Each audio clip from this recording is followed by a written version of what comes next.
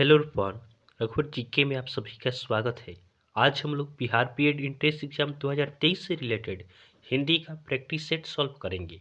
तो आप वीडियो को लास्ट तक देखें और वीडियो पसंद आए तो चैनल को सब्सक्राइब जरूर करें ताकि आगे आने वाले क्लास का नोटिफिकेशन आपको मिलता रहे। तो चलिए आज का क्लास हम स्टार्ट करते हैं। हमारा फर्स्ट क्वेश्चन है, इनमें से कौन सा आग का पर्यायवाची शब्द नहीं है। हमें बताना है कि इसमें से कौन सा आपका आग का पर्यायवाची शब्द नहीं है। तो ऑप्शन ए है अनल। अनल आपका आग का पर्यायवाची शब्द होता है। ऑप्शन बी है धनंजय। धनंजय भी आपका आग का पर्यायवाची शब्द होता है। ऑप्शन सी है लोचन। लोचन का अर्थ आपका क्या होता है? आँख होता है। लोचन मीन्स क्या होता है? आँख होता है। तो यह आपका आग का पर्यायवाची शब्द नहीं है। ऑप्शन सी हमारा सही आंसर होगा। ऑप्शन डी है वायु सखा। वायु सखा भी आपका आग का ही पर्यायवाची शब्द होता है। तो ऑप्शन सी हमारा सही आंसर है। नेक्स्ट क्वेश्चन है, जो पहरा देता है उसे क्या कहते हैं? तो जो पहरा देता है उससे आपका क्या कहा जाएगा? प्रहरी कहा जाएगा। ऑप्शन बी हमारा सही आंसर है। ध्यान देंगे, ऑप्शन ए में है साक्षर। तो जो पढ़ना लिखना जानता हो उसे क्या कहेंगे? साक्षर कहेंगे। ऑप्शन सी भी है असंभव। तो असंभव जो नहीं हो सकता है उसको क्या कहते हैं? असंभव कहते हैं। अब भावी मीन्स क्या होता है? भावी आपका होता है आगे होने वाला। नेक्स्ट क्वेश्चन को देखते हैं। अगला प्रश्न है, पाप पुण्य में कौन सा समास है? पाप पुण्य में कौन सा समास है? देखिएगा, पाप पुण्य इसमें आपका दोनों पद प्रधान है। तो जिसमें आपका सभी पद प्रधान होते हैं वह कौन सा समास होता है? वह आपका द्वंद्व समास होता है। तो ऑप्शन ए हमारा सही आंसर होगा। पाप पुण्य हो गया, जैसे माता पिता हो गया, पिता पुत्र हो गया, भाई बहन हो गया, हाथ पाँव हो गया। इन सभी शब्दों में क्या है? दोनों पद इसमें प्रधान होते हैं। तो दोनों पद जहाँ प्रधान होंगे वह कौन सा समास होगा? वह आपका द्वंद्व समास होगा। नेक्स्ट क्वेश्चन है, प्रतिमास में कौन सा समास है? देखिए, प्रतिमास हो गया, प्रतिदिन हो गया, उसके बाद प्रत्येक हो गया, ये सभी आपके अव्ययी भाव समास होते हैं। तो सही आंसर क्या होगा? ऑप्शन सी हमारा सही आंसर होगा। प्रतिमास हो गया, प्रतिदिन हो गया, प्रत्येक हो गया, ये सभी क्या होते हैं? जैसे आपका यथाशक्ति हो गया, यह भी आपका अव्ययी भाव समास होता है। अव्ययी भाव समास कहते किसे हैं? तो जिसमें व्यय न हो, न व्यय इति अव्यय, जिसमें व्यय न हो उसी को हम अव्ययी भाव समास कहते हैं। नेक्स्ट क्वेश्चन है, सदाचार में कौन सा संधि है? देखिएगा, सदाचार दिया गया है तो सदाचार का सबसे पहले हम संधि विच्छेद करेंगे। तो संधि विच्छेद करेंगे तो ये आपका होगा सत जोड़ आचार। क्या होता है? सत जोड़ आचार होता है। सदाचार का संधि विच्छेद क्या होता है? सत जोड़ आचार होता है। देखिएगा, यहाँ पे त है, आधा त है, और यहाँ पे आ है। तो आ तो स्वर है, लेकिन त क्या है? तो आपका व्यंजन वर्ण है। तो व्यंजन और स्वर रहे या दोनों व्यंजन रहे तो आपका कौन सा संधि होता है? व्यंजन संधि होगा।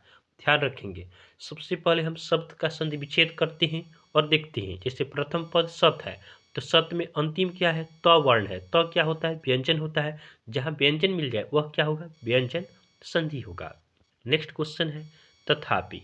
तथापि में कौन सा संधि है? तो ध्यान देंगे, तथापि का हम संधि विच्छेद करेंगे तो ये आपका होता है तथा प्लस अपि। क्या होता है? तथा प्लस अपि होता है। अब देखिए, तथा, तथा में क्या है? आ है, आ प्लस अ। देखिए, आ भी आपका स्वर है, अ भी स्वर है, तो दो स्वर पर्ण को मिलने से क्या होता है? स्वर संधि होता है। तो ऑप्शन ए हमारा सही आंसर है। नेक्स्ट क्वेश्चन को देखते हैं। अगला हमारा प्रश्न है, हिमालय का सही संधि विच्छेद क्या होगा? हिमालय का हमें संधि विच्छेद बताना है। तो हिमालय, इसका संधि विच्छेद होता है आपका हिम जोड़ आलय। क्या होता है? हिम जोड़ आलय होता है। तो ऑप्शन डी हमारा सही आंसर है। नेक्स्ट क्वेश्चन है, राम ने रोटी खाई। राम ने रोटी खाई, इस वाक्य में ने किस कारक की विभक्ति है? तो देखिए, राम क्या है? राम कर्ता है, और कर्ता के साथ क्या लगता है? ने लगता है। तो कौन सा कारक होगा? कर्ता कारक होगा। तो ऑप्शन ए हमारा सही आंसर होगा। नेक्स्ट क्वेश्चन है, जो संज्ञा या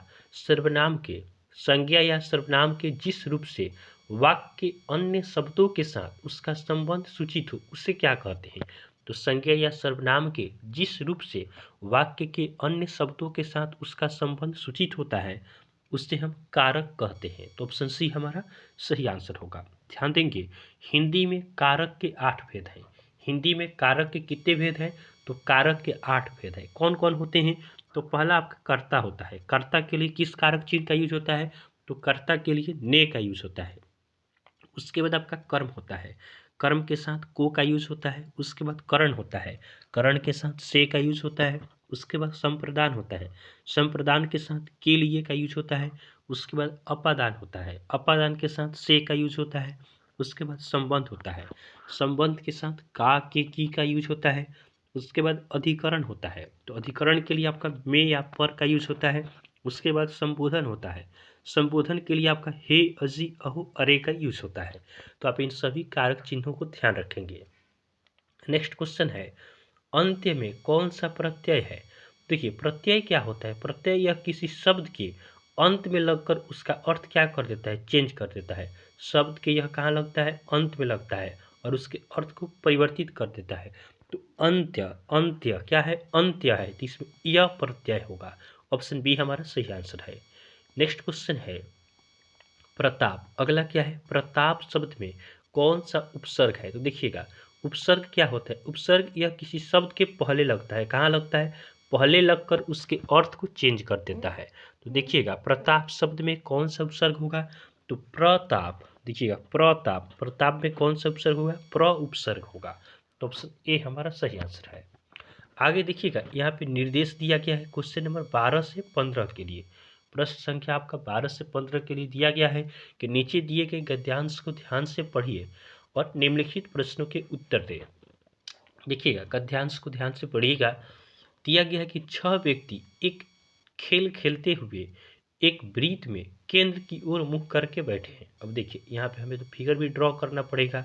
इसमें कहा क्या जा रहा है कि 6 व्यक्ति हैं। क्या है? 6 व्यक्ति हैं। 6 व्यक्ति हैं, एक खेल खेलते हुए एक वृत्त में केंद्र की ओर मुंह करके बैठे हैं। विजय सुधीर के बाईं ओर है। विजय कहाँ है? विजय आपका सुधीर के बाईं ओर है, तो सुधीर यहाँ पे हो गया और सुधीर के बाईं ओर क्या है? विजय है। उसके बाद क्या है कि अमर सौरभ और राकेश के मध्य है। अमर जो है वह सौरभ और राकेश के बीच में है। तो देखिएगा, यहाँ पे आपका क्या हो गया? यह सौरभ हो गया और अमर इसके बीच में है। किसके बीच में है? और राकेश के बीच में है। अमर आपका सौरभ और राकेश के बीच में है। उसके बाद नीरज अमर की बाईं ओर दूसरे स्थान पे है। जो अमर है, कौन है? नीरज है, वह अमर के, अमर यहाँ पे है इसके बाएं साइड में। ये आपका लेफ्ट साइड होता है, ये आपका राइट होता है। राइट होता है, इधर आपका लेफ्ट होता है। तो अमर से आपका बाईं और दूसरे स्थान पे कौन है? नीरज है। तो देखिएगा, अब प्रश्नों का हमें आंसर देना है। तो 12 नंबर क्वेश्चन क्या है? विजय के दाहिने ओर दूसरे स्थान पर कौन था? देखिएगा, विजय के दाहिने ओर, विजय के दाहिने ओर जाएंगे तो दायां तो इधर है, विजय यहाँ पे है। दाहिने ओर क्या है? पहले नंबर पे तो आपका सुधीर है और दूसरे नंबर पे दूसरा नंबर तो फिर आ जाएगा यहाँ पे, क्योंकि गोला में बैठा है। दूसरे नंबर पे कौन है? नीरज है। विजय के दूसरे ओर दाईं ओर कौन है? तो नीरज है। तो हमारा सही आंसर क्या होगा? ऑप्शन ए हमारा सही आंसर होगा। नेक्स्ट हमारा क्वेश्चन है, नीरज और विजय के मध्य कौन था? नीरज और विजय, देखिएगा, नीरज और विजय, नीरज कहाँ है? नीरज यहाँ पे है। नीरज और विजय के मध्य में कौन था, यह हमें बताना है। तो नीरज और विजय, इसके मध्य में आपका कौन है? सुधीर है।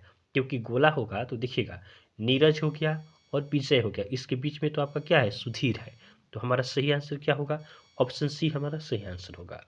आगे देखिएगा, आगे हमारा 14 नंबर प्रश्न है, अमर के दाहिने ओर दूसरे स्थान पर कौन था? अमर के दाहिने ओर दूसरे स्थान पे कौन था?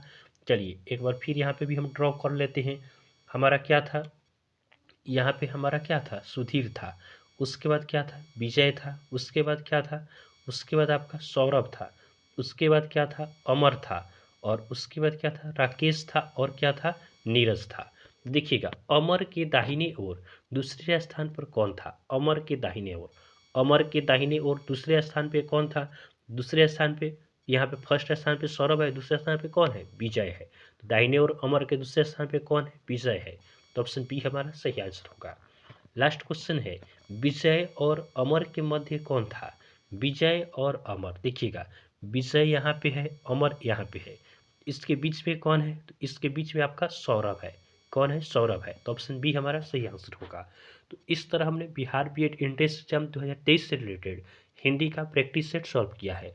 तो आपको वीडियो पसंद आया हो तो आप वीडियो को लाइक करें और चैनल को सब्सक्राइब जरूर करें ताकि आगे आने वाले क्लास का नोटिफिकेशन आपको मिलता रहे। तो चलिए आज के लिए हम इतना ही रखते हैं, फिर नेक्स्ट वीडियो में आपसे मिलेंगे। तब तक के लिए धन्यवाद।